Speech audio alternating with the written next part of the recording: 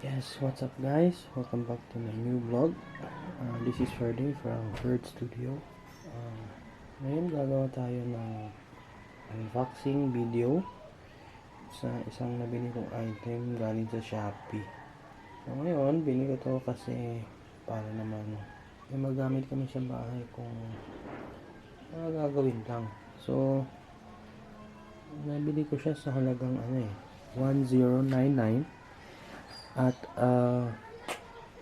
including sa sa delivery, umabot siya ng 1215.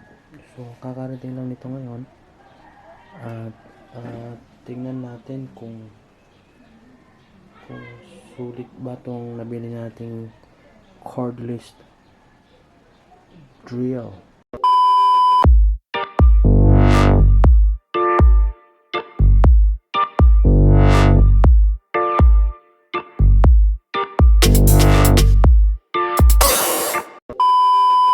Sa packaging naman, okay naman siya kasi yun naka bubble wrap pa.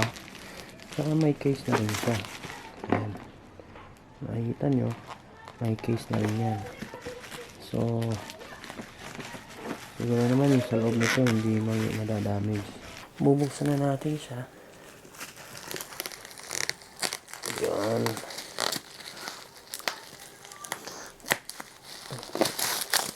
Ayan. Oh,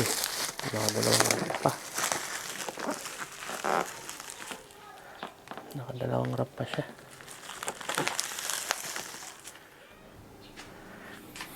Okay, so ito na yung actual item. Ito na yung niya, darbit niya. Parang siya parang siyang healthy. Hindi naman parang yung kulay lang pala, yung healthy yung pero ito mumura lang to, 36 volts na. Yung nakikita ko sa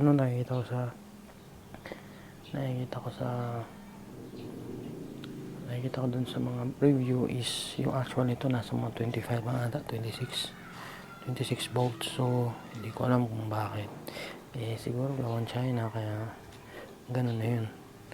So ito pala yung yung battery, ito yung body. Dito pala natin i-adjust yung paikot.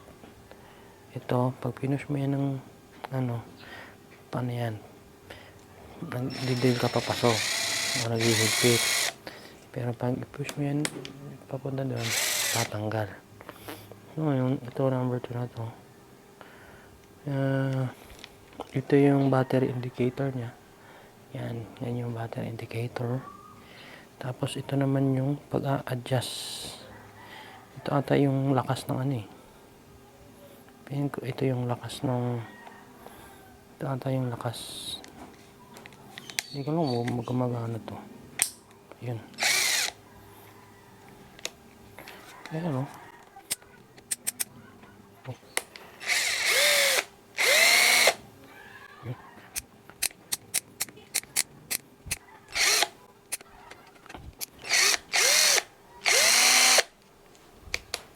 yan.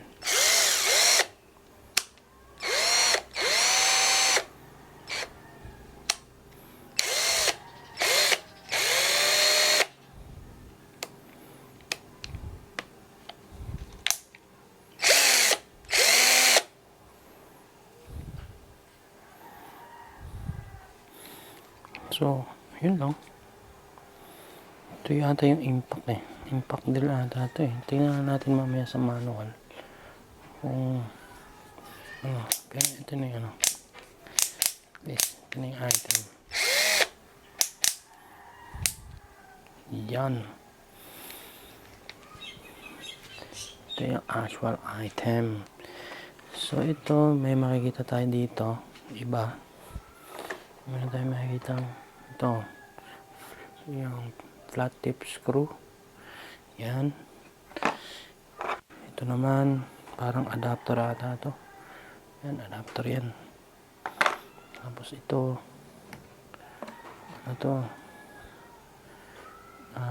para sa bakal or para sa para sa kahoy.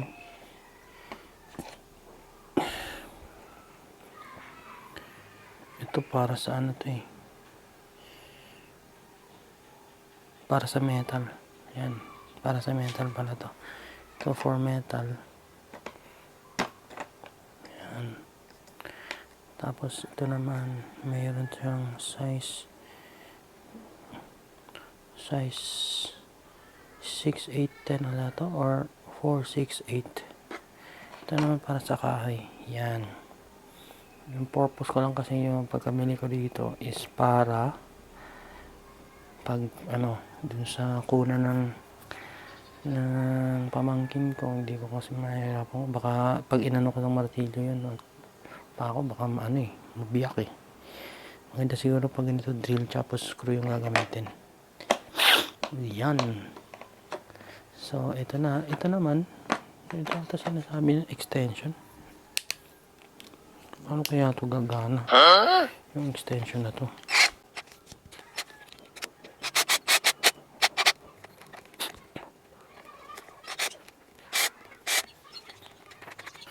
Okay. So madali lang siyang gamitin. Ito po, hindi ko alam for extension ba to or ano. Hindi ko alam. So yun nga guys, is bago pa lang kasi ako dito. So ayun. So ito yung ayan. Ito yung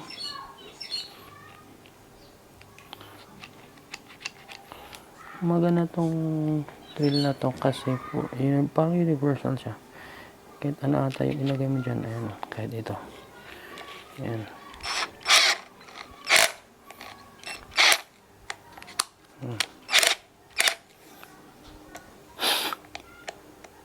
Ayan.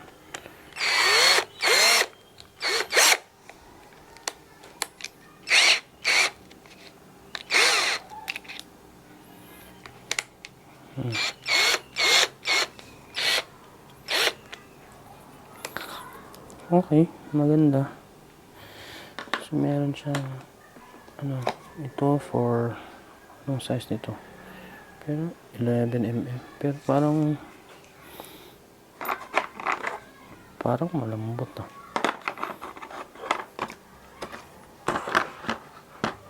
Parang malambot siya. Dito ba yan? Hindi. Ito. Dito yan. Ayan. Tapos ito dito.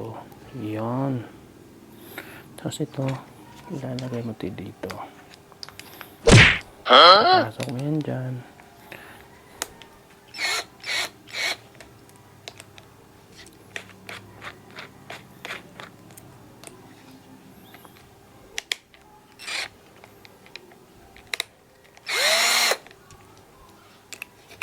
Yan. Yan. So, yan na. Ano yung magiging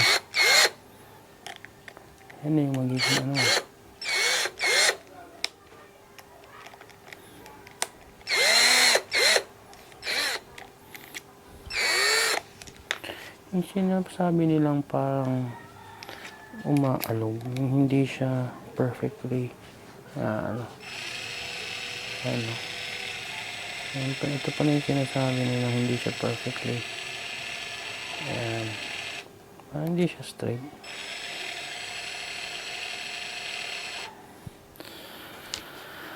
So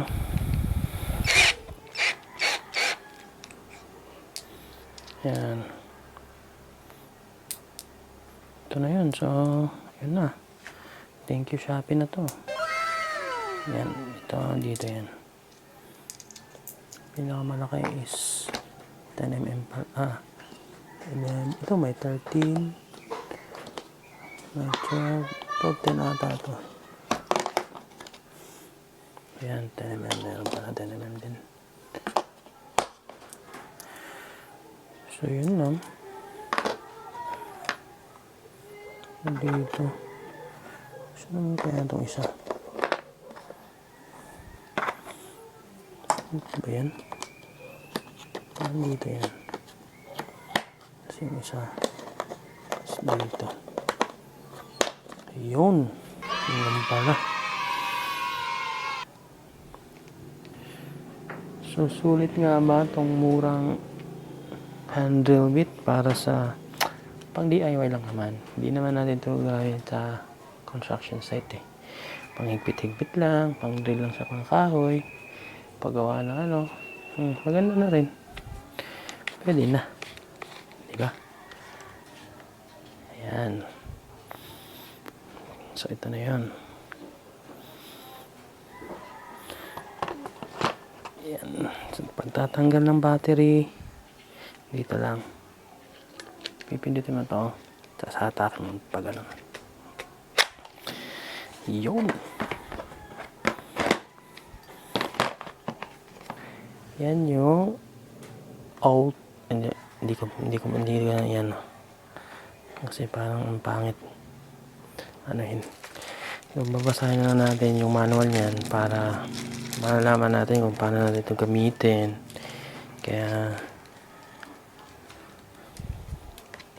yan na. So, ibalik muna natin ito dito para naman parang bago pa rin. Ayan. Hindi natin dyan. Mukhang bago pa rin yan.